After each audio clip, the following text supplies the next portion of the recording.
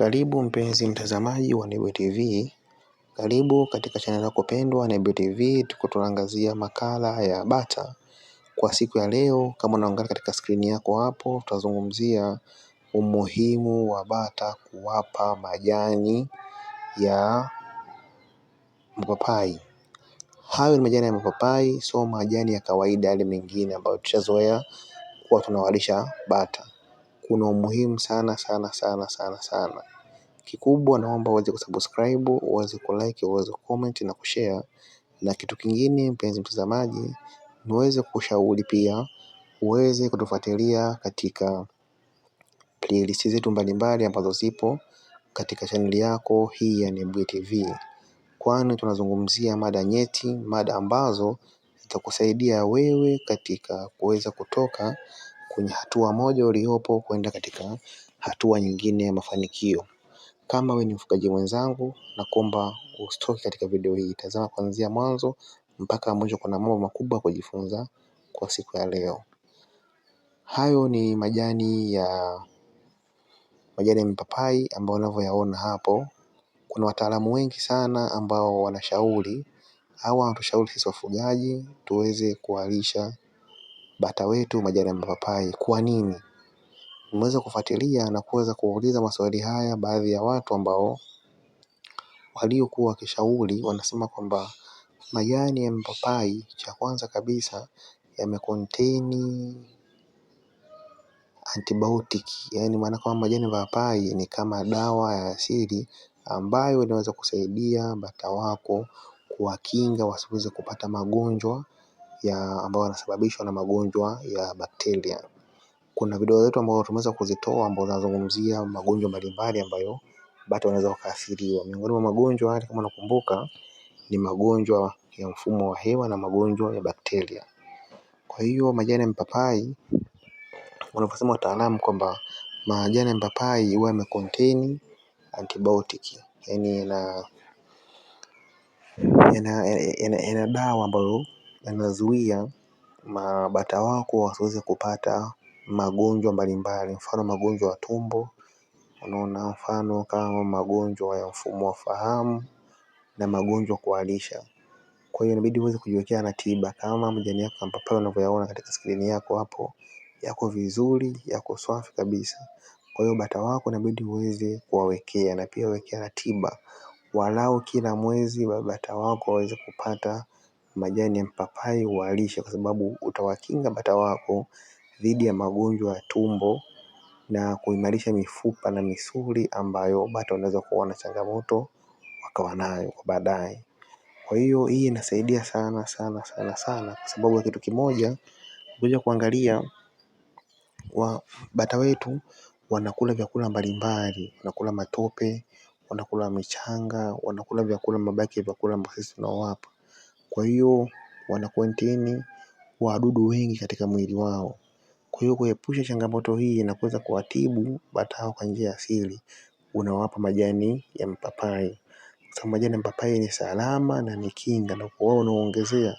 Na wewe utaangalia, mimi nimeweza kuwapa bata wangu majani ya mpapai, wameweza kuwa kwanza na rutuba, wameweza kwanza kuwa na wanene, wameongezeka uzito. Nafikiri unaangalia mwenyewe mpenzi mtazamaji, bata wetu ukija kuangalia hawana muda mwingi, hawana hata miezi 6 hawajafika, lakini bata wako vizuri, bata wamependeza, wamenenepa. Ina maana kwamba kuja kuangalia tu bata wako wanaongezeka uzito ni kipimo tosha kujua kwamba afya ya bata wako vizuri.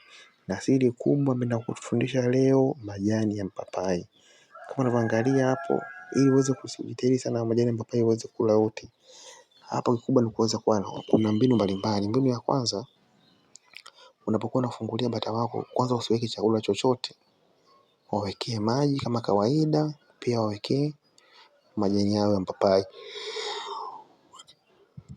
Utakapokuwa umewafungulia, bata wako watakimbilia moja kwa moja kwenye maji, watakunywa maji. Baada ya hapo hawana chakula chochote zaidi ya kula majani hayo ya mpapai. Watakula matawi hayo ya mpapai, watakula, tayari wewe ushawapa kinga na umeshawatibu, kwa sababu hii ni kinga pia ni tiba ya asili. Wazee wa zamani wanakuambia wao walikuwa wanachukua majani ya mpapai, wanatwanga majani ya mpapai ndio wanatia kwenye maji kwa ajili ya kukinga bata pamoja na kuku. Lakini kwa sisi kama bata wetu unaweza ukawazoesha kwa wanakula kila mwezi. Kiwe ni miongoni mwa lishe, ni miongoni mwa ratiba yao ya chakula. Wao wanajua kabisa kila baada ya mwezi kuna siku wao watakuja kula nini? Watakuja kula majani ya mpapai. Na pia tukumbuke pia kuna bata wetu wengine ambao tayari washaanza kutaga, na wao ni wakitoka nje lazima waje wale majani ya mpapai kwa ajili ya kuweza kuwakinga, ili wanapokuwa wanakalia mayai wasipate homa, wasije wakapata changamoto, ili tuweze kuwatibu vizuri na wasiweze kuugua. Kwa hiyo mpenzi mtazamaji, hiyo ni jambo la muhimu sana, jambo la kuzingatia ambalo litaokoa wewe, litakutoa kulingana kuepusha na hasara kubwa ambayo unaweza ukaipata.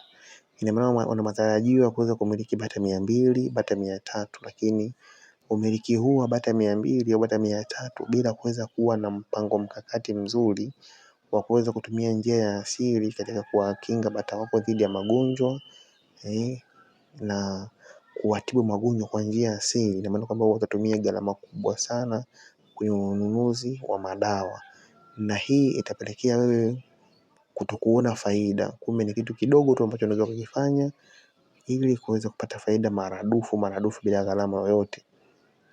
Kwa hiyo majani ya mpapai, cha kwanza kabisa, yana vitamini ndani yake.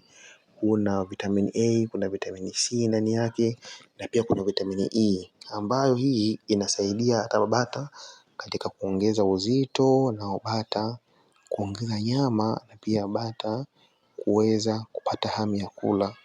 Na kitu kingine, bata wa majani ya mpapai pia huwa yamecontain yanakuwa yamecontain nyuzi zile. Kwa hiyo nyuzi huwa zinasaidia bata wao katika kupata choo kigumu na kupata choo cha kawaida. Kama bata wanakuwa na changamoto ya kuharisha, pia majani haya ya mpapai unavyoona katika skrini yako yatasaidia bata wako kuweza kuwatibu ugonjwa ule wa kuharisha, na bata watakuwa katika mazingira mazuri. Na kitu kingine pia inapunguzia stress, food stress. Ina maana unapokuwa unawachanganyia, mara wameona majani ya mpapai, mara wameona nini, mara wameona nini, ina maana bata wako tayari unawatoa katika stress ya chakula, na unawapelekea wao waweze kuona wanajaliwa, wanathaminiwa, na hawezi hata kuwafungulia banda hapo waweze kutoka kwenda mbali. Na kitu kingine mpenzi mtazamaji, tukumbuke kwamba sisi tunafuga bata ili bata waweze kuongezeka, lazima tuweze kuwa tuna production ya mayai mengi. Kwa mayai bora pia haya majani ya mpapai yanasaidia katika mayai kutoka yai lisiwe tete, yaani yai linakuwa ni gumu. Natoka yai ni gumu, yai yenye rutuba, ambalo baadaye kama bata wako wataweza kulalia na kutoa watoto, watatoka watoto ambao wako na afya vizuri, kwa sababu hii ni kuna penetration ya genes, yani kutoka kizazi kimoja kwenda kizazi kingine. Kwa kama bata wako watakuwa wako imara, unakula majani ya mpapai vizuri kama tiba na kama lishe, ina maana wao wataweza kuzaa watoto waliokuwa wako vizuri na vifaranga vyako vitakuwa viko imara. Kwa hiyo mpenzi mtazamaji, naweza kukusisitizia na kukusihi kabisa kwamba jitahidi kila mwezi bata wako waweze kula majani ya mpapai.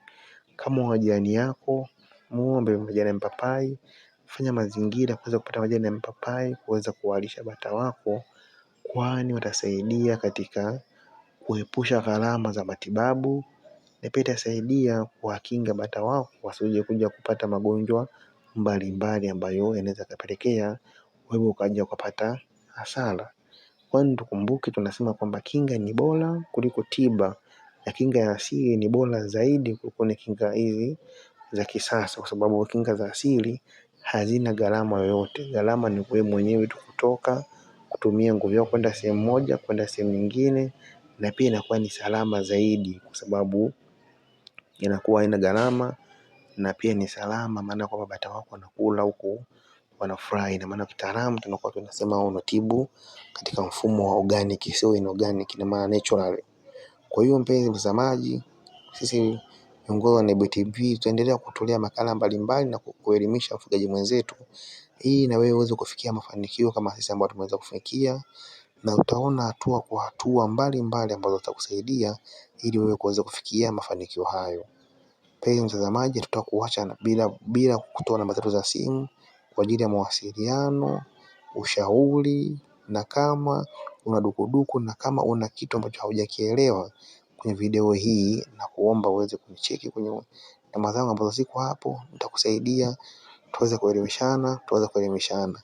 Na kuna wale ambao tunapokea mialiko kwenda kuwatembelea katika mabanda yao ili kuweza kuwashauri na kwenda kuwahoji na kuangalia faida gani ambayo wameweza kuzipata. Kwa mpenzi mtazamaji wa Nebuye TV, na kushauri na kuachia swali tu, wewe katika wilaya yako au katika mkoa wako unaoishi, ni njia gani ya asili ambayo unatumia katika kutibu bata? Nasoma komenti na toa na